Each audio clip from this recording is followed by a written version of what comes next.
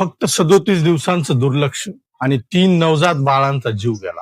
अमरावतीच्या रुग्णालयातील या दुर्घटनेने अनेक गंभीर प्रश्न उभे राहिले आहेत. अमरावती जिल्हा स्त्री रुग्णालयातील नवजात बालकांच्या अतिदक्षता विभागात पहाटे 3:30च्या सुमारास व्हेंटिलेटरमध्ये मोठा स्फोट झाला आणि क्षणार्धात आग भडकली.